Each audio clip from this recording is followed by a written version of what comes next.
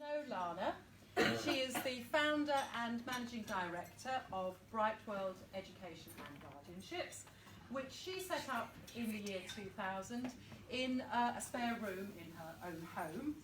And since those early days, she has been energetically growing and promoting her company both in the UK and around the world. And as I can testify from personal experience, she has the ability to liven up any dull or difficult recruitment event with her enthusiasm and sense of fun. Because you must remember Kiev when we were there. Oh, that was unforgettable. But she never loses her professionalism and her commitment to the welfare of international students.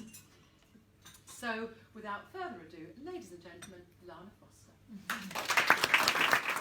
Thank you, and thank you first of all to Julian Baker and the Executive Committee of BAISIS for inviting me here this evening. I suspect I wasn't the first to be asked. Everyone else was. No, don't put yourself down. No. And of course to Sue for organising this wonderful meal that we've had to kick off this year's BAISIS Conference. I was quite nervous and researched what you had to do. 1997 kept coming up throughout the whole time that I was researching, and it was actually a very eventful year for the UK. I took my first trip to China that year, which I'll talk a little bit about later. Tony Blair became Prime Minister of the United Kingdom. We lost Princess Diana and Dodi Fayed in a high-speed car crash in Paris. Hong Kong handed over sovereignty to China. And Katrina and the Waves won the Eurovision Song Contest. It was the first time the UK had won since 1981. And of course, what else happened in 1997? BAISIS was formed. Absolutely. We're all involved in promoting the brand, which is British education, to the international market. And you know, we should all be very proud of what we do.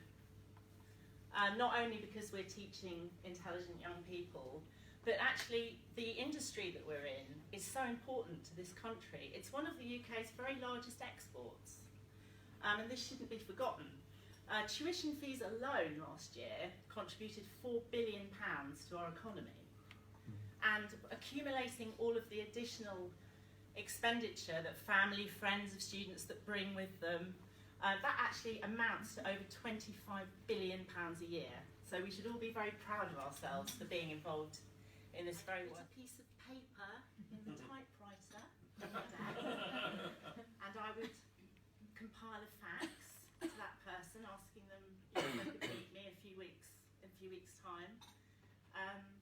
My typing was so dreadful, I was called the Tipex Queen by my boss, and I'm surprised it actually went through the feeder at times. But anyway, I'd send the fax, waiting 3 or 4 days for a reply. You would get together your itinerary, and then you'd pack together bags and bags of brochures to be taking and dragging around the world with you. And that sort of led me to remember about plane travel and how that's changed. I mean, you wouldn't Google the nearest flight to China on Expedia or the quickest way to get to Madrid and the cheapest way. You would ring Derek, the tablet, and he would do all that for you, and he would find your cheapest flight, and he'd find your hotel, and he'd book it for you. So my main concern was whether or not I was going to get a smoking seat on the plane. Now, of course, for those who remember, you'll remember. For those who don't, these were at the back of the plane. The only thing that separated you, in fact, and the non-smokers, which were just in the seats ahead of you, was a very flimsy curtain, which I'm advised was actually anti-flammable, as if that made any difference. And you'd board the plane with your matches, your spare lighter, and a knife, yes, if you liked, anything. Of course, you'd have to wait until it was safe to smoke, which was when the light would turn on. And then you'd just puff away, being polite when the meal was served, maybe. And there was an Alfie workshop in London. Well, this was a bonus. I wasn't even going to have to book a flight. They were going to get the jet lag. I was going to sit looking marvellously fresh in London with my husband James, who does scrub up pretty well himself. We were sitting there having our meetings, all pre-scheduled. It was the last one before the lunch hour. You know, you get told by a bell when you've been speaking for too long even. James and I sitting there, Lana Foster, James Foster on our name badges, lovely Hong Kong agent. Meeting went really well. I did most of the talking, as usual, and I gave James about 5 minutes at the end. And the man was terribly interested in what James was talking about. I think he was talking about our university placement programme, and the bell went to signify it was lunch. And the agent turned to James and said, "I'm so pleased to have met you, James, and I'm so sorry I didn't have longer to talk to you. I spent far too long talking to your mother." I was the VIP. I was taken from banquet to banquet. You know, a woman there with a business card from a British school. The world was my oyster. I could get in anywhere. And actually, that made me remember a time when I gained access to the British Embassy Consulate Division using the only form of ID I'd remember to take with me, and it was accepted. It was my Tesco's club card. On one particular occasion, I can remember this lunch. You'd always get taken, I'm sure loads of people have had this experience, you get taken into the big restaurant, full of people, but you don't eat with them. You get ushered to the side room with the big round table in the corner. And on this particular occasion, I was the guest of honour because I was there to consider this young girl for entry to A-levels in our school.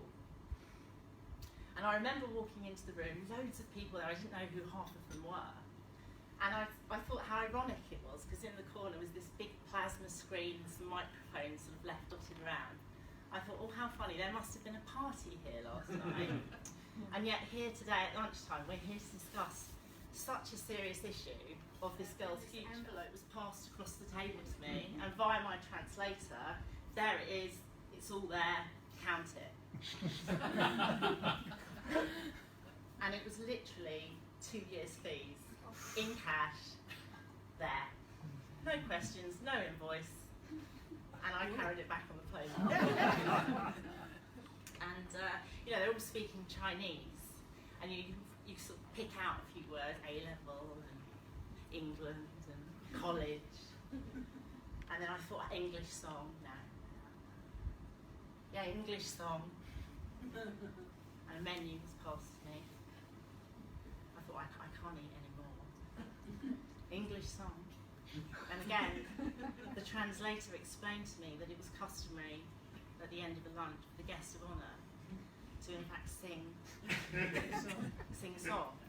And I realised then the relevance of the plasma screen and microphone.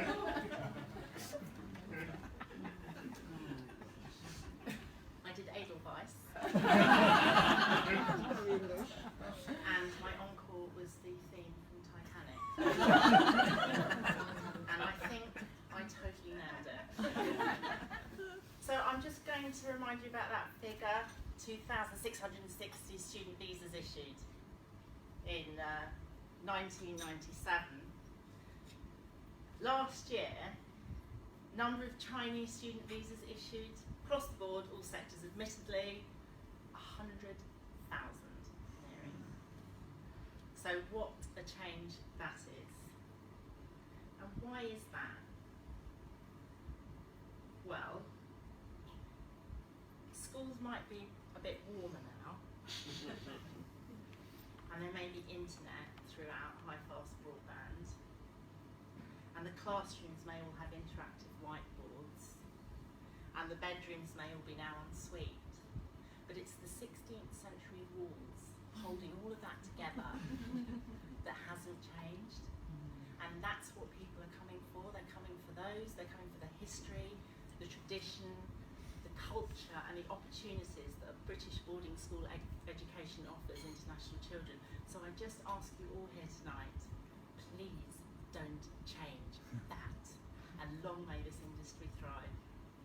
Thank you all very much for listening.